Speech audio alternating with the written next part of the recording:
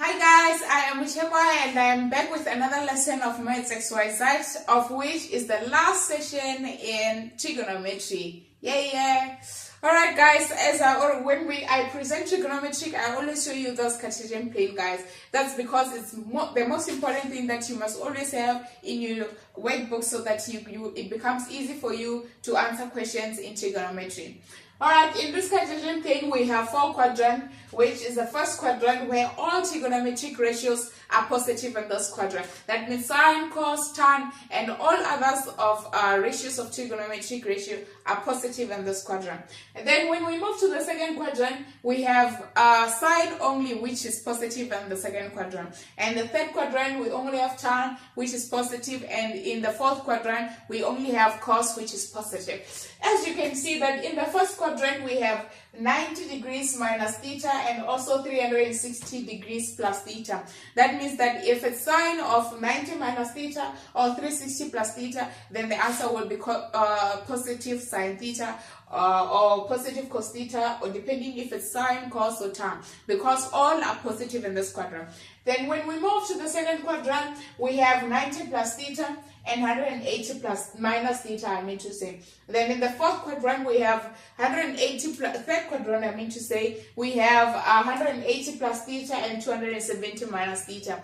And of course, in the fourth quadrant, we have 270 plus theta and 360 minus theta. Alright guys, for you to make it easy for you to remember at which quadrant is 90 plus or minus and all that, right guys? Remember, this one we have 0 degrees in this axis. And in this axis here we have 90 degrees, and in this axis we have 180, and in this one we have 270. Alright, please take note that those 90 degrees here, behind the 90 degrees we have 90 minus because it's in the behind. And then after the 90 we have 190 plus because it's in front of the 90 degrees. And then when we move to this quadrant, to this axis, which is 180 degrees axis, on top of it we have, which means the behind the 180, we have 180 minus theta, and in front of it we have 180 plus theta because it's in the front, it has a plus. Then when we come to the 270, behind it we have 270 minus theta, and in front we have 270 plus theta. The same thing applies here when we have 0 here and also 360 degrees. And then that means that behind we have 360 minus, and in front we have 360 plus theta. Alright guys, and also in the fourth quadrant we have what we call negative theta, of which it's only positive when we're dealing with cos, but with any other trigonometric ratios, then the trig ratio becomes negative. Alright guys, not to forget that we have what we call the cofunction, of which sine changes into cos and cos changes into sine. We only express the cofunction when we are dealing with 90 plus or minus theta and also 270 plus or minus theta. And also remember, when you are measuring your angles in the Cartesian plane, when you measure them anti-clockwise, then the angle is positive. But when it's measured clockwise, then that angle is negative. Alright guys, let's just jump straight into a question and see how we can apply all this into a question. Alright, let me just erase here to make up space.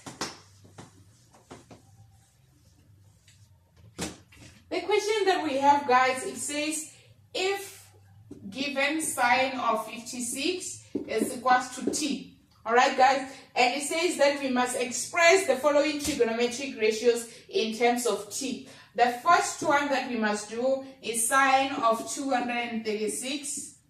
Alright, and the second one that we must do is cos of 304. And the third one that we must do, guys, is sine of 776. Alright guys, the first thing that you must do when you are dealing with questions like this is always to draw your Cartesian plane. Alright, then what we have here, I won't draw this into scale, guys. I'll just draw so that you guys can understand on how to deal with questions like this. Alright, the sine of 56. 56 in this case is our theta, and it's positive. That means that it has been measured anti-clockwise from 0 degrees. And another thing, 56 is actually less than 90 degrees, which makes it to be somewhere there, guys. I'm just assuming that it's somewhere there because it's less than 90 degrees and it's also positive. That makes it to be in the first quadrant, guys. All right, then what we have again, we have sine 56 equals to t. Remember, sine is equals to opposite over the hypotenuse. That means this is the opposite of 56 and this is the hypotenuse of 56, which is equals to 1. Remember, we always have divide by 1 in each and every variable. Then from here, what we need to do is to find the adjacent, which is x. All right, guys, to find the adjacent, we will use theorem of Pythagoras, of which our r squared is equals to x squared plus y squared. All right, then to find our x squared, it will be r squared minus y squared. Then what we have here is 1 minus t squared is equals to x squared, and x will be plus or minus 1 minus t squared. All right, then, but do we choose negative square root of 1 minus t squared or positive? Because we have two answers here, plus or minus. But because it's in the first quadrant, of which x-axis is positive in the first quadrant, that means that we will only take the positive and leave the negative out. Then this will be negative 1 minus t squared. But then if maybe this triangle was in the second quadrant or the third quadrant, then that means that it was going to be negative. I mean to say this is positive, guys, sorry. It was going to be negative 1 minus t squared because in the second and third quadrant, x is negative. All right. Okay, now let's see how we can answer questions. What do we have here? Let me just write it nicely. We have 1 minus t squared. All right. This is the Cartesian plane. Okay, the first question that we have here is to find, to write sine of 236 in terms of t. Alright, then the sine of 236 in terms of t, we change sine to be 180 plus 56. Then here it will be sine of 180 plus 56.